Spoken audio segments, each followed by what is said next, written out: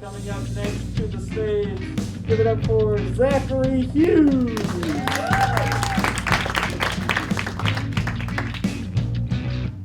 Oh, hello there.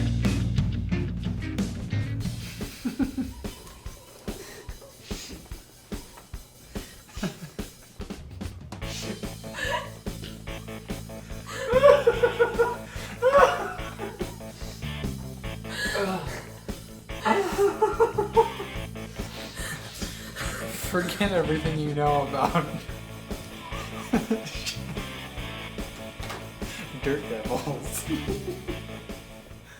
Well, we always joke about this, and of course, I always tell him that I'm the funniest person he knows, that he gets it all from me, and I think that everybody that knows him says the same thing.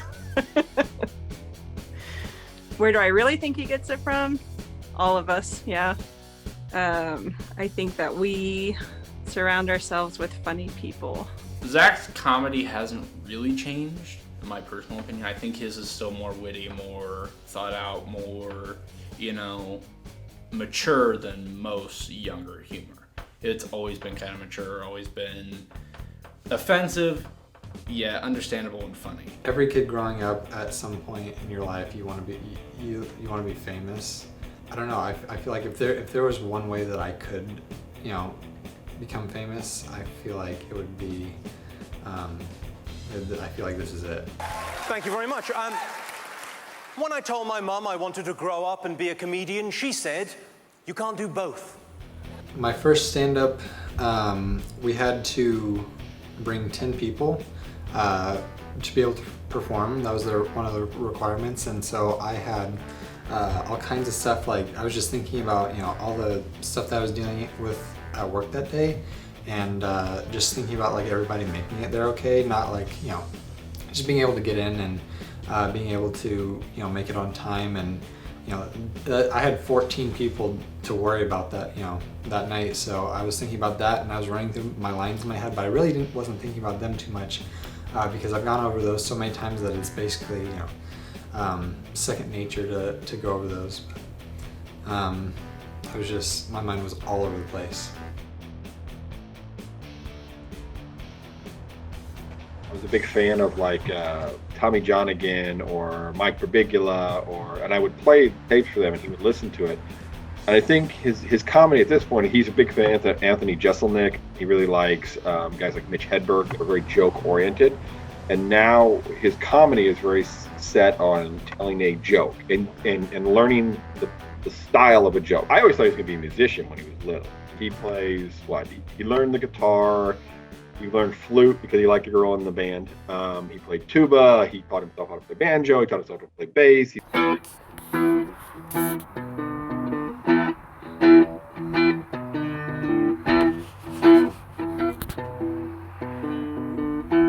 got a whole lot of love. No, I love you still. Will I wait a lonely lifetime?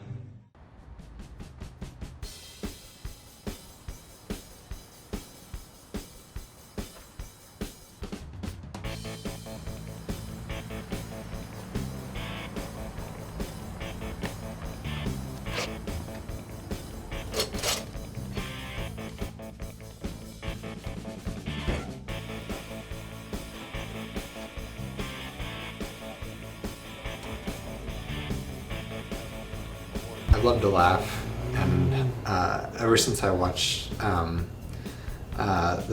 first stand-up I ever saw, Jim Gaffigan, I thought that, I just love the idea of somebody getting paid to tell jokes to people. Like, it's just funny to me, and I thought I would love to do that.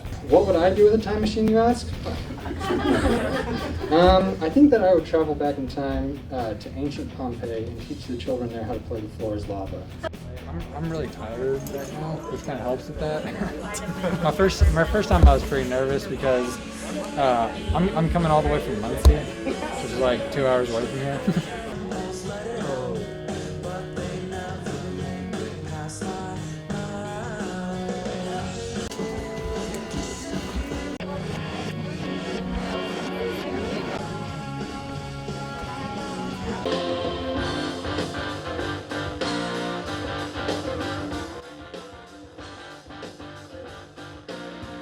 we look at the structure of how he does stuff, and like, you know, that's always been our big thing, is like understanding why is the joke funny, like deconstruct it, like what at its basis is the core of the humor here, and how do you build on that? What's up, guys?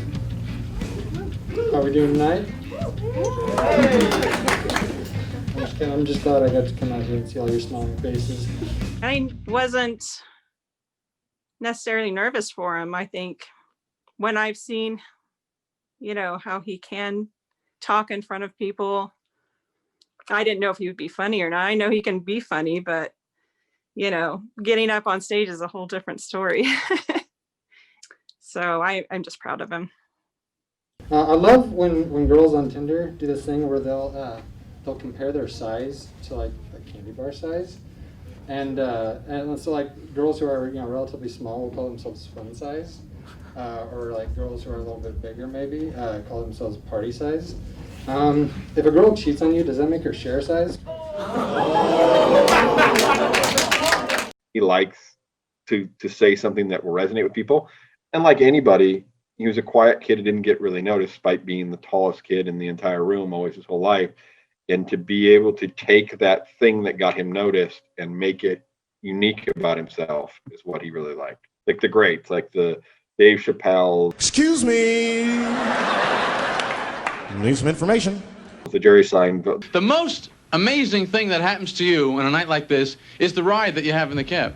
They say something that's very true at its core, and it's relatable. I recently was in a relationship with a girl who I caught cheating on me.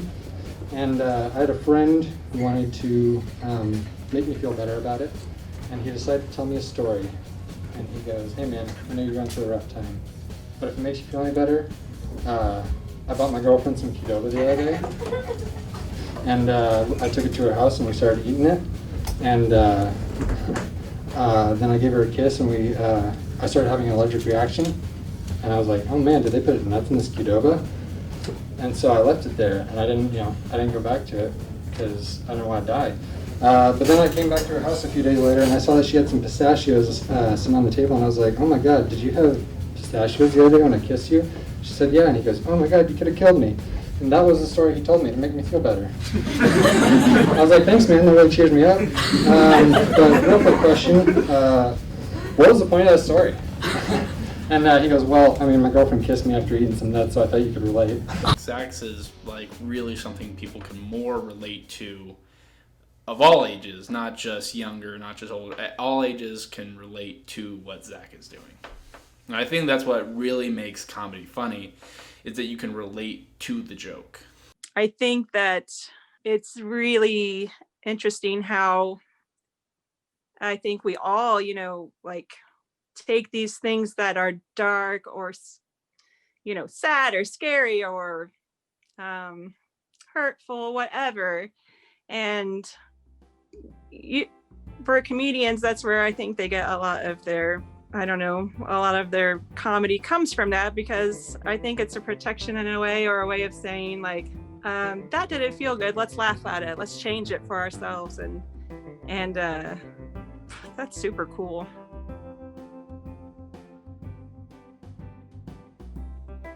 I guess that telling jokes is kind of a coping mechanism. When I get into a bad situation like that, I like to think of how I can use that to my advantage and how I can use that to come up with more material. You always talk about in life how, you know, oh, we'll look back on this and laugh about it. Well, I try to kind of skip that in between part and go straight to that. Try to look at a bad situation as being funny. I would just reiterate what I've told him the whole time. You're going to fail.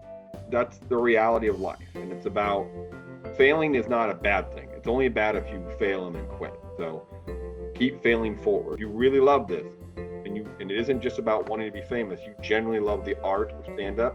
Stay with it, because no matter how bad it gets, it's going to eventually lead to something that will matter. I don't know that he's ever gonna, you know, I don't even know if he wants to. I don't know if he's ever going to be famous, if he wants to be famous, if that's even a part of this, or if he's just going to ever take it any further than what he's done already. He'll be fine. Yeah. And I like them a whole lot. I think we're gonna cut it there. Sorry, guys. One last thing before we go.